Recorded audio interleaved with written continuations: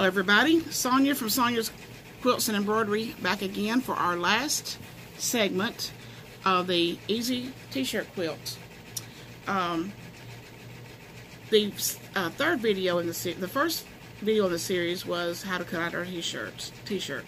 The second was how to cut out our strips and our blocks for putting the quilt together. Now our third one, yesterday's video, was we began putting the strips on the right side of the squares, and we got two rows of our quilt put together. And as you can see, there's a row of strips between each row of shirts. This will be a 4 shirt by 5 shirt long quilt, and 5 shirts typically I have found to be the right length. I usually finish all my quilts at 180 inches. That gives you plenty of room for the foot of the bed and to make your pillows up in your quilt like a bedspread, like that. This is a 70-inch full size. A full-size bed is 56 inches wide, so it will give about a 7 or 8 inch drop on each side. And if you want yours to be a longer drop than that, you can put on another row of shirts, or you can make your strips wider, or you could put a sashing all the way around it when you get all your shirts put together. But I have already got, as I talked about in my third video, I've already got all my strip sets sewn together. And we are ready now, and all the t-shirts are set together, and we're ready to finish putting this quilt together. So I have got a row of strips, a row of shirts, a row of strips, a row of shirts. Now it's time for another, and I was talking about in the last video about doing row 1, 3, and 5. Now I'm going to set aside what I've already done, and I'm going to pick up another row of shirts, and I'm going to sew this strip set onto the top and the bottom of these rows. So, let me turn my camera down so you can see the needle and see what I'm doing.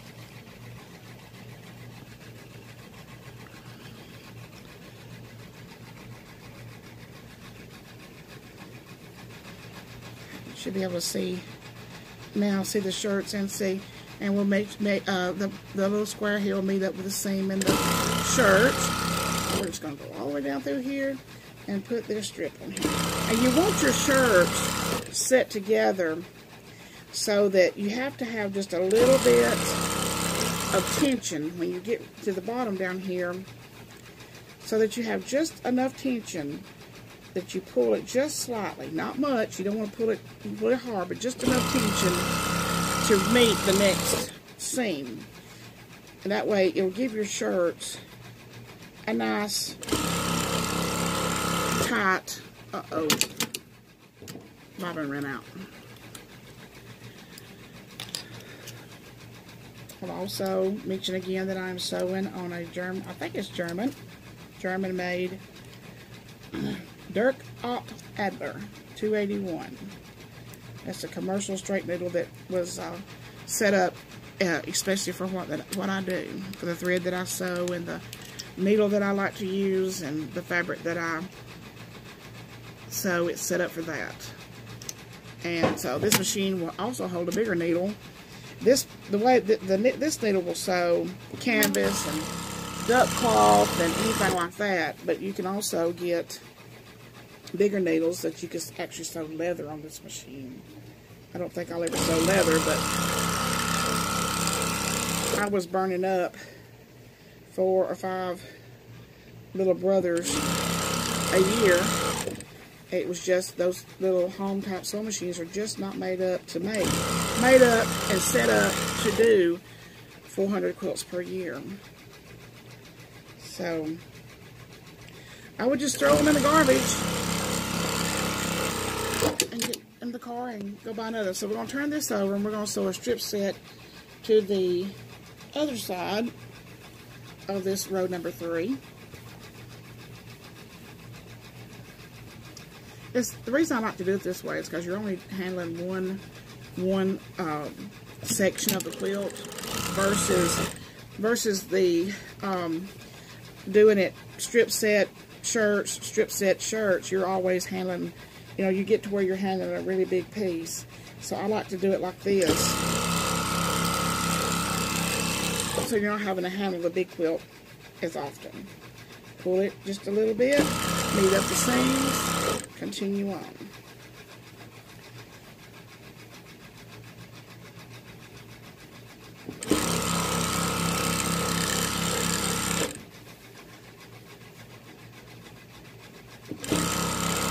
And this is absolutely a real-time video. There's no editing, no fast forwarding, no skipping ahead. It is real-time.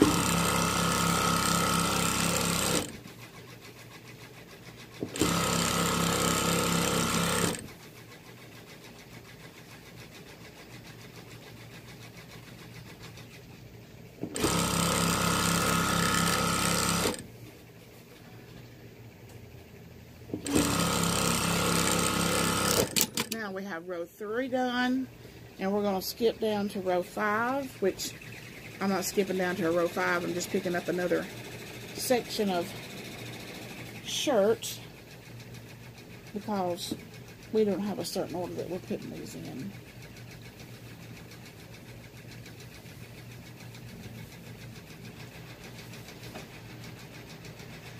So now we're going to the, doesn't matter if you go to the bottom or the top first, but it doesn't, that doesn't matter.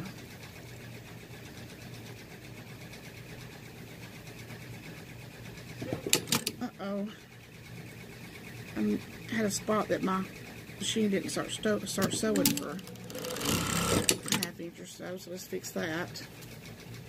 And then get back to putting this row of strips on.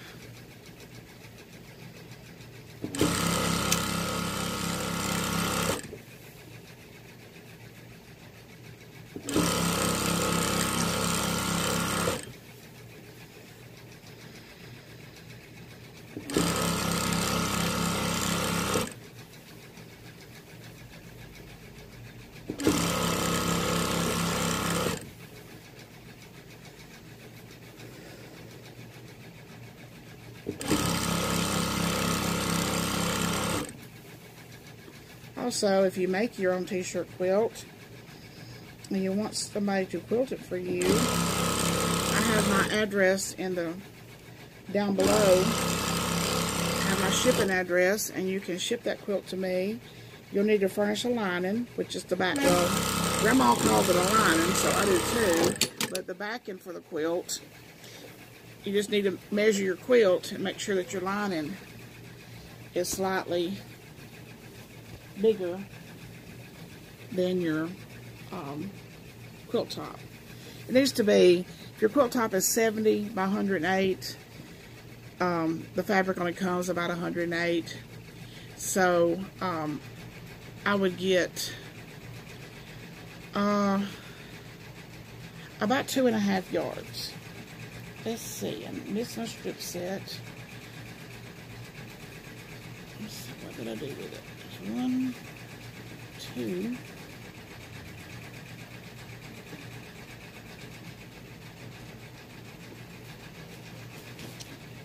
Okay. Oh, it's on my leg. Alright, this is the last strip set for this quilt.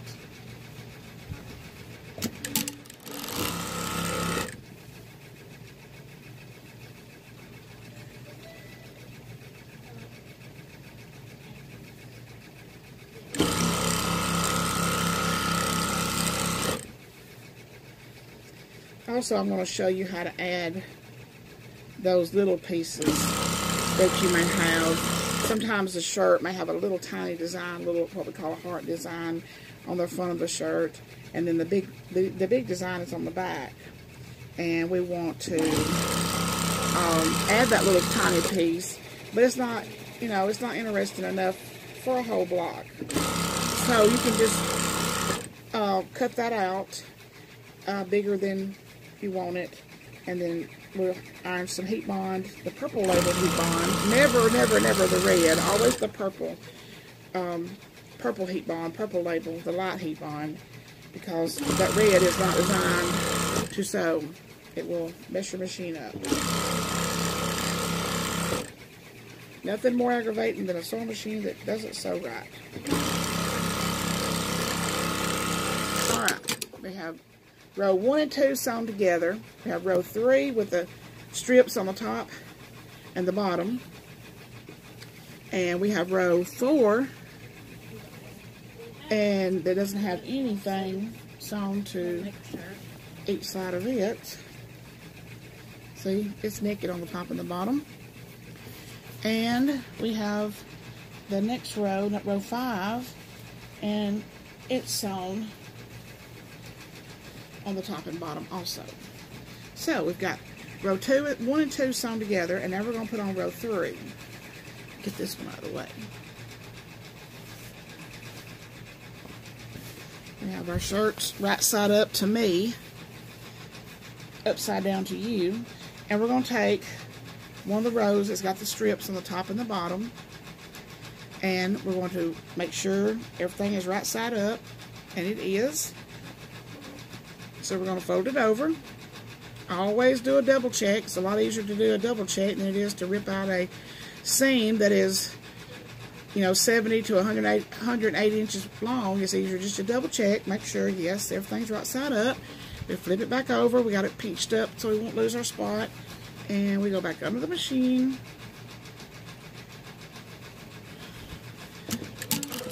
And we're also on this next row. When we get this next row on, we literally are only 2 seams away from getting this finished. If I had not been explaining everything that I'm doing and giving little helpful tips, I could have put this together in an hour. But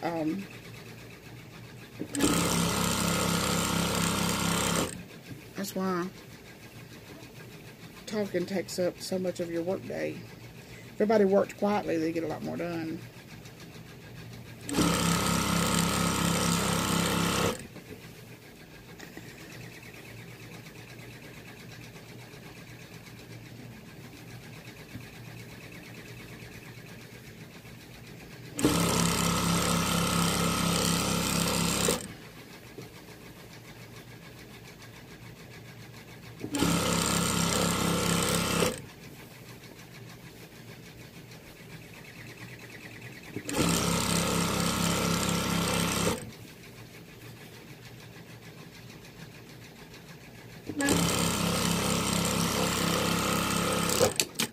Okay, we have row 3. This quilt is getting really big.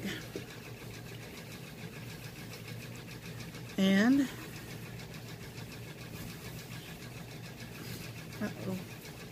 okay, now we'll take a row that doesn't have anything sewn to it yet. We'll make sure that both shirts are right side up. We fold it over, we pinch it together, we make sure, we look again. Then now we have our t-shirt on top. We never sew with a t-shirt on top. Always with our strips on top. And we'll go down the line here and keep it straight. And when I get to the end, because I have done this more than once, sewn one row upside down, so I just go, when I get to the end down here where I'm going to start sewing, I peep again and just make sure, yes, and pull all of this, put it in your lap, start again,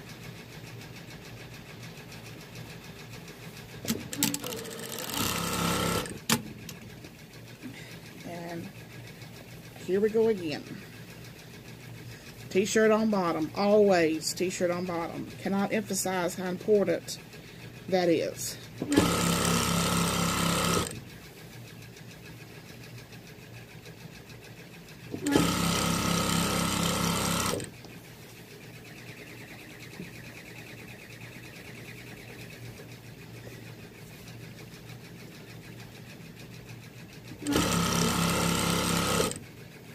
There's no special thread that I use for doing this. This machine is an industrial machine, so of course I use the thread that are on cones. I used to use thread that was on spools, but I was going through about 6, 7 spools per day. So I went to the cones. It's a lot more cost efficient, runs a lot longer, and plus my machine has a bobbin winder. When the bobbin runs out, you take the bobbin off the bobbin winder, put it in the bobbin casing, and start sewing. And then while you're sewing, the bobbin is winding. So I have to have 2 spools, one for the bobbin and one for the needle.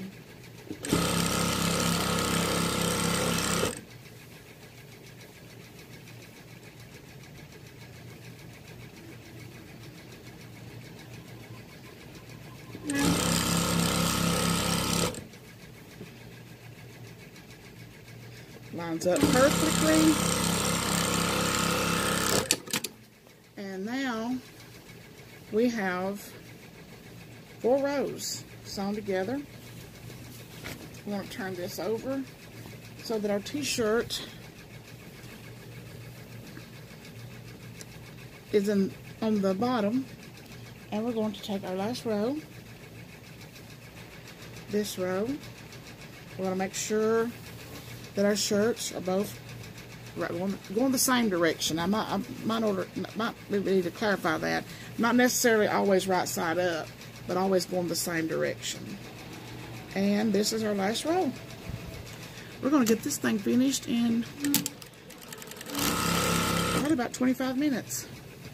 Like I said, down in the description, I have my address.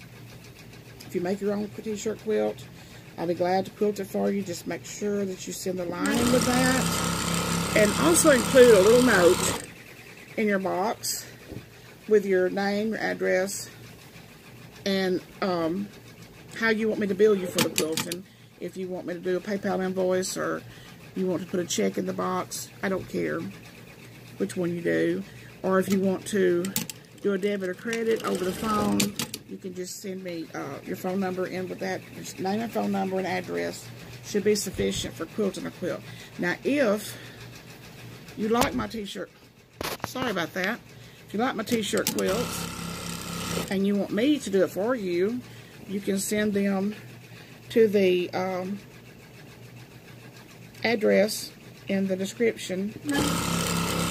Either address, it doesn't matter. One's my store and one's my regular shipping address. But you can send those shirts. Takes about 15, well, it takes 15 to do a twin. And we count the front and the back. You do not have to use the front and the back of the shirt. If you have a, most times shirts only have a big graphic on either the front or the back. And usually if it's a high school shirt, if it's got a big graphic on the back, it's sponsors. All the sponsors who have sponsored the team or whatever, and we don't want those on our quilt. So, but you can mark your shirts if you want to use the front or the back or both or whatever. But each side of the shirt counts as a shirt. So if it's a double-sided shirt that you want to use both sides, that would count as 2. So, but it's say 15 squares for a twin. So if you had 8 shirts and they were double-sided, that would be 16, but I could make it work. And a full size, 20, it's just about right. And then a queen, 25, and a king, 30. And in that box, you need to include your name, your address, your email, and what size quilt you want, and 2 color preferences. And you'll be picking out this color and this color. And remember, most people, I tell them either pick their school colors or their favorite colors or something like that, because no two of these are going to match every shirt. So we want to just pick 2 colors that you like, and it will be beautiful. They always are. Okay, now yesterday's video I talked about, my last video I talked about all these little sleeve pieces. And then this would also include the small chest designs too. And what I have done, and as I have ironed the lightweight heat bond onto the back. And then I go to the front and I just kind of cut a square. Is easier to sew on than a circle, so I usually try to stay with squares. And just cut you out a square, and with that heat bond on the back, it gives you a nice crisp edge on your fabric. And we'll just do all of those. Now, it's crazy, but I don't always iron these onto the quilt before I sew them. The heat bond is kind of, I guess, the reason people sew a stabilizer on the back of their shirts. It keeps the edges from curling up. So I don't necessarily iron these on. This heat bond just gives it just enough. And plus, this heat bond will wear out. As soon as this quilt is washed, that heat bond is gone. So it's just not going to leave you with a stiff spot in your quilt. Cut all these sleeves out.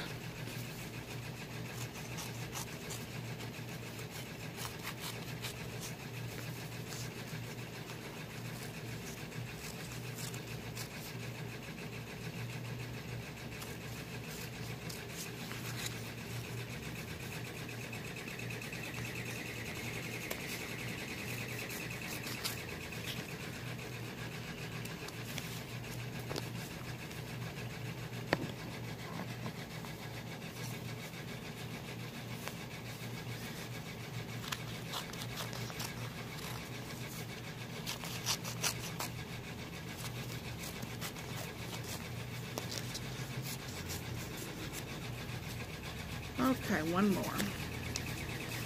This is State Champs.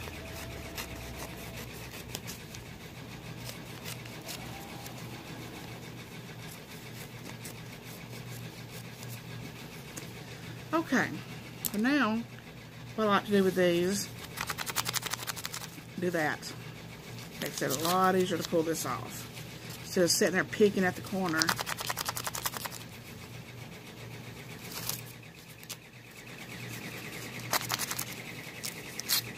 If paper rips, that's even better.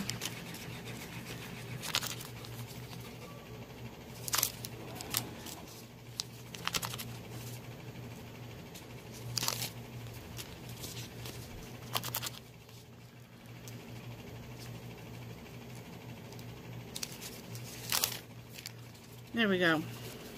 Got all of our small little pieces in my garbage can. It's way across the room. Okay, so let's just pick a spot that's close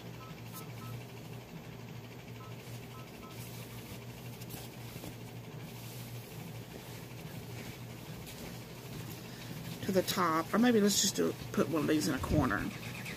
No rhyme or reason, just put them in a corner somewhere. And I just lay them down, and the heat bond helps keep them. I mean, you can iron these on. I'd be very careful with the dry fit shirts because they tend to melt in the iron. Not maybe the shirt, but any kind of the vinyl or whatever is on a shirt that could melt. But this is not a dry fit. This is just a regular. And oh, by the way, on dry fit shirts work well in a t-shirt quilt. It's just that you cannot pull those tight.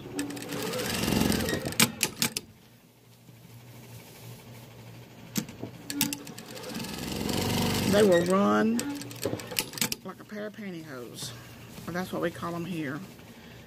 Stockings, pantyhose, nylons, whatever. They don't work. You just cannot put a lot of, like this t-shirt, it's not going to run. I mean, they got this nice and flat, and it's not going to run. But those just don't have a lot of stretch to the dry fit, and you need to not take up so much sides on the sides here on the strips that we do on the t-shirts.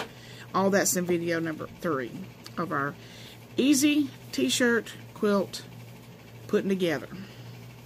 So from cutting your shirts to cutting your strips and cutting your strips and your blocks, after you figure out what you're doing, about 2 hours you have it put together. I appreciate you watching. Look down in the comments below and you will find my 2 addresses. Come by the store and see us. You can drop your shirts off. You can mail your shirts to either one of those addresses is fine. And make sure that you include those notes with your information, because that really makes a huge difference in my life. So and it makes making your quilt a lot easier too.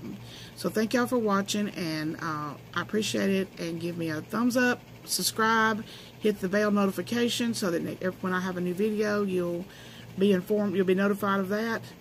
And see you next time.